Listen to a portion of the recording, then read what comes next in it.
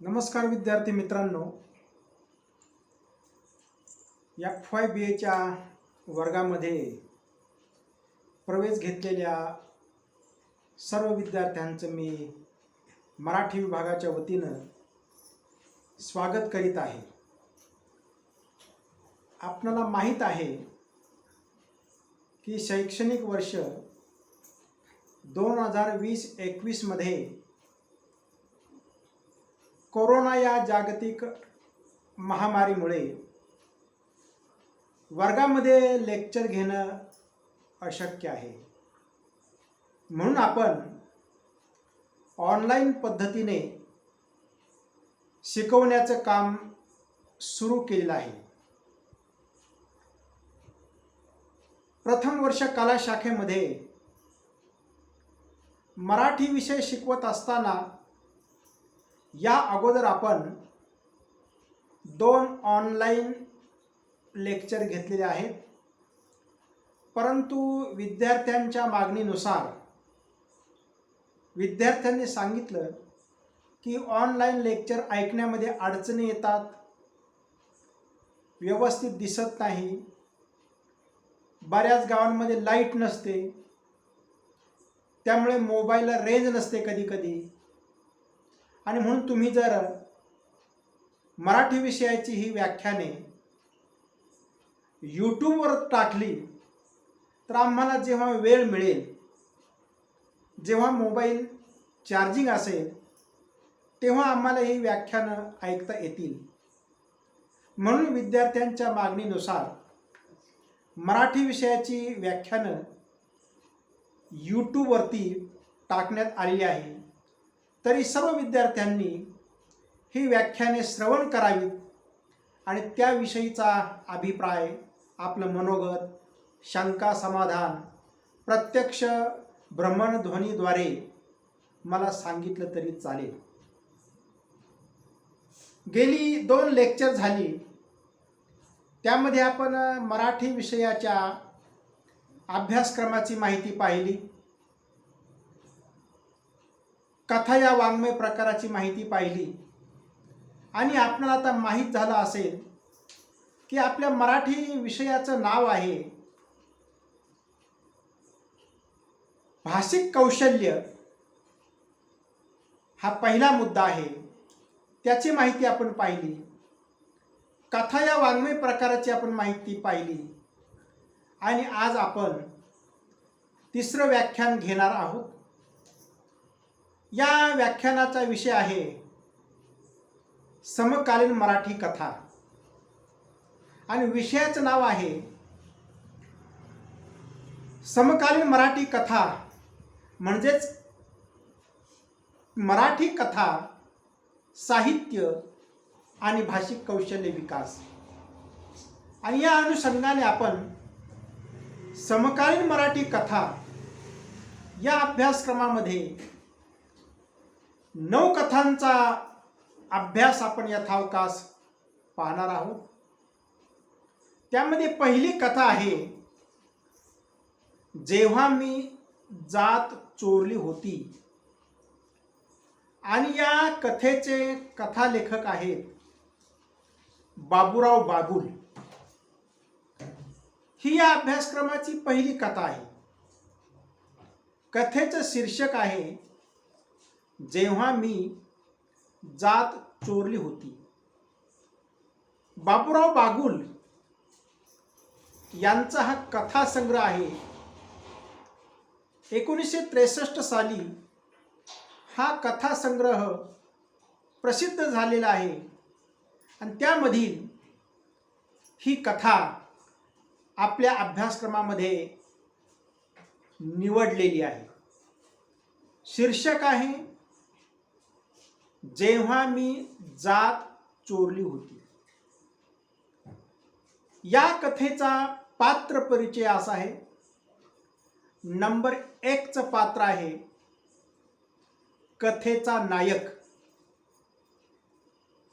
Number 2 चं पात्र आहे रणछोड दास, नंबर 3 चं पात्र आहे माता प्रसाद, नंबर 4चं पात्र आहे रामचरण तिवारी. त्यानंतर त्यांच्या पत्नी सरस्वती आणि शेवटचं पात्र आहे काशीनाथ सपकाळ. कथेचा आशय असा आहे की आपल्या भारत देशाला स्वातंत्र्य मिळालं, परंतु आपल्या भारतामध्ये असणारी जी काही जाती व्यवस्था आहे ती अजूनही नष्ट झाली नाही. 19व्या शतकामध्ये आपल्या भारतीय संस्कृतीमध्ये जात पद्धत मोठ्या प्रमाणावर पाळली जात होती. आजही ही जात व्यवस्था मोठ्या प्रमाणावर पाळली जाते. 1963 साली हा कथासंग्रह प्रकाशित झाला. त्या कथेतील हा जो काही कथेचा नायक आहे तो ग्रामीण भागामध्ये राहत होता. ग्रामीण भागामध्ये त्याची गावकुसाबाहेर वस्ती होती, उपेक्षित वस्ती होती आणि दलित समाजाला अमानुष अशी वागणूक ग्रामीण भागामध्ये दिली जात होती. त्याला जवळ कोणी करत नव्हतं. शिवाय या कथेचा हा जो काही नायक आहे त्याच्या घरी 18 दारिद्र्य होतं. आईवडिलांची परिस्थिती अत्यंत गरिबीची. अशा अवस्थेमध्ये त्याचं नॉन मॅट्रिक पर्यंत शिक्षण झालेलं आहे आणि नोकरीच्या निमित्तानं ग्रामीण भागामध्ये गावाकडे आपलं काही पोट भरत नाही. आपल्या घरी 18 दारिद्र्य आहे. म्हणून या कथानायकानं ठरवलं की आपण मुंबईला जावं आणि तिथं नोकरी करावी. म्हणून ते आपल्या गावातून नोकरीच्या शोधासाठी मुंबईला आलेला आहे. मुंबईला जात असताना त्यानं चांगल्या प्रकारे कोल्हापुरी चप्पल पायामध्ये घातलेली आहे, कोट आहे, धोतर आहे, डोक्यावर ट्रंक आहे, कपड्याची वळकटी आहे.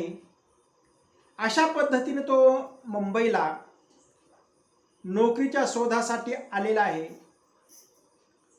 रेल्वे स्टेशनवर आलेला आहे आणि पुढे त्याला नोकरीच्या निमित्तानं मुलाखतीला सामोरं जावं लागतं. परंतु त्याला एक माहीत आहे, आपली जात महार आहे ही जर समजली तर आपणाला कोणीही नोकरीवर घेणार नाही. म्हणून त्यानं आपल्या जातीचं सर्टिफिकेट गावाकडेच ठेवलं होतं.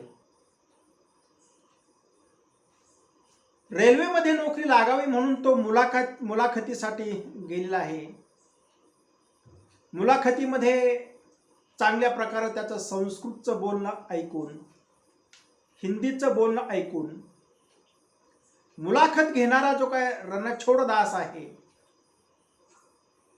त्यानं विचारलेलं आहे की चांगलं हिंदी बोलता येतं, चांगलं संस्कृत बोलता येतं, तुझी जात नेमकी कोणती आहे, ते सर्टिफिकेट मला दाखव.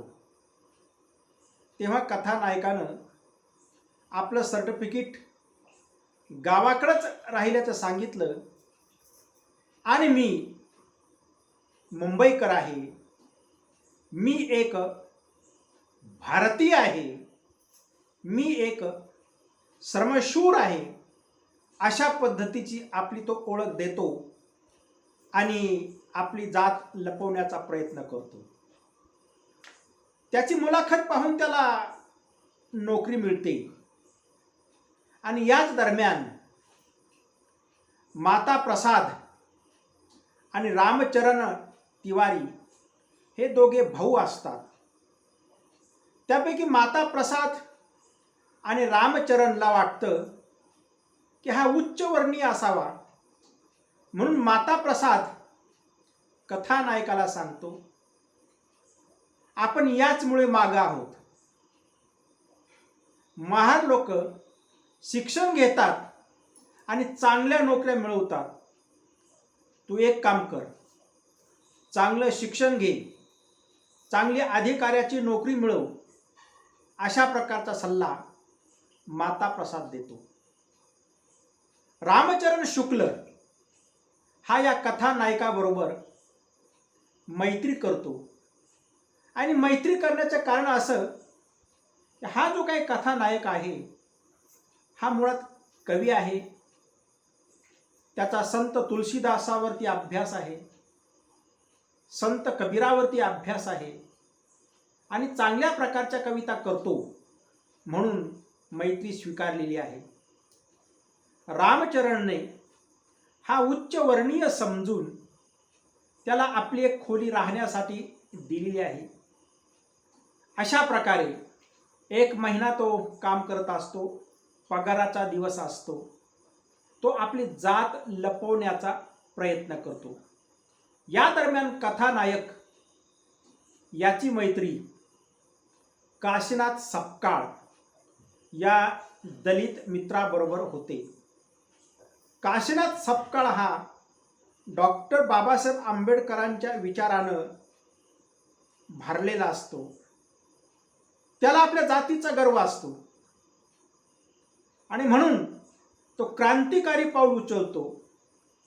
स्पृश्य आणि अस्पृश्य हा भेदभाव असता कामा नये यासाठी तो पेटून उठतो.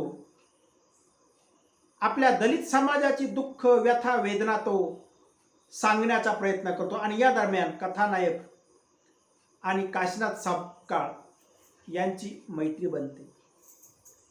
1 महिना झाला म्हणून रामचरण कथानायकाला म्हणतो, आज तू माझ्या घरी जेवायला ये.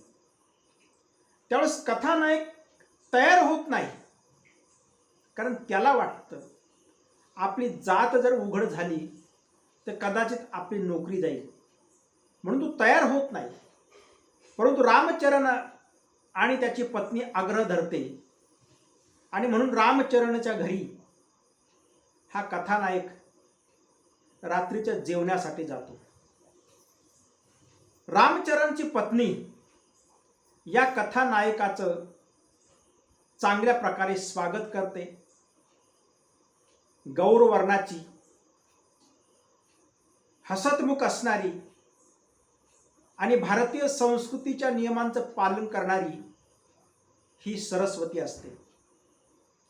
आपल्या घरी अतिथी देवो भव आलेला आहे या नात्यानं ती कथानायकाच्या पायाला स्पर्श करते. त्यावेळेस नायकाला धक्का बसतो. आपली जात जर यांना समजली तर, म्हणून तो मर्यादेने वागतो. सरस्वती दोघांनाही भोजन देते. भोजनाचा कार्यक्रम झाल्यानंतर हे दोघेही कथानायकाच्या कविता श्रवण करतात आणि याच दरम्यान आपण आपल्या मित्राला भेटायला गेलं पाहिजे म्हणून काशीनाथ सपकाळ हा कथानायकाच्या खोलीकडे येतो. त्याच वेळेस रणछोडदास यालाही समजतं की हा काशीनाथ सपकाळ रामचरणच्या घरी कशासाठी गेला आहे आणि मग त्याला समजतं की अरे, यानं आपली जात चोरून ठेवली, हा तर महार आहे. म्हणून रणछोड हा रामचरणच्या घरी जातो. रामचरणलाही समजतं की ज्याला आपण अतिथी देवो भव म्हणून सन्मानानं घरी बोलावलं तो महार आहे. आणि मग ही जात समजल्यानंतर हे दोघेही लाथाबुक्क्यांनी त्या कथानायकाला मारतात. त्याच्या तोंडातून रक्त येत असतं आणि त्यावेळेस सरस्वती हिच्यातील माणुसकी जागृत होते. तिला समजतं की आपल्या घरी आलेला हा अतिथी हा दलित आहे, पण ती म्हणते की त्याला मारू नका, नाहीतर मी त्याच्या अंगावर जाऊन पडेल. तो आपल्या घरी आलेला आहे, त्याला मारू नका. आणि याच दरम्यान काशीनाथ सपकाळ दोन्ही हातात चाकू धरून रामचरणच्या घरी येत आहे असं समजतं. मग मात्र सगळीकडे पळापळ होते. रामचरणची पत्नी सरस्वती आपल्या पतीला घरामध्ये घेऊन जाते. कथानायकाच्या जवळ येते. त्याच्या तोंडातून नाकातून रक्त येत असतं. ती त्या जखमा पुसते. मायेच्या ममतेने त्या जखमांवरून हात फिरवते, त्याला वारा घालते. आणि या दरम्यान हा काशीनाथ सपकाळ तिथे येतो. त्यावेळेस ही सरस्वती पुन्हा पवित्रा घेते की हा आपल्या पतीला तर मारणार नाही ना. त्यावेळेस कथानायक याला अत्यंत वेदना होत असतात. कदाचित आपला मित्र काशीनाथ सपकाळ या सरस्वतीला काहीतरी अपमानास्पद बोलेल, म्हणून तो उठतो आणि काशीनाथला घेऊन दुसरीकडे जातो. या ठिकाणी सरस्वतीनं या कथानायकाला जे जपलं, जी माणुसकी दाखवली, यातून मानवतेचं दर्शन घडतं. जात महत्त्वाची नाही, माणूस महत्त्वाचा आहे. हे माणुसकीचं नातं या कथेच्या शेवटी कथाकार बाबूराव बागुल यांनी आपल्याला हे पटवून दिलं आहे. म्हणून ही कथा अतिशय वाचनीय आहे. कथा आणि भाषिक कौशल्य विकास यातील ही जी काही पहिली कथा आहे, या कथेचा सारांश मी तुम्हाला सांगितला आहे. जेव्हा आपल्या वर्गामध्ये लेक्चर सुरू होतील तेव्हा या कथेचा आपण सविस्तरपणे अभ्यास करू. पुढच्या तासाला आपण दुसरी कथा पाहणार आहोत. तेव्हा ही कथा सर्वांनी श्रवण करावी, त्याविषयीचा अभिप्राय पण सांगावा. धन्यवाद.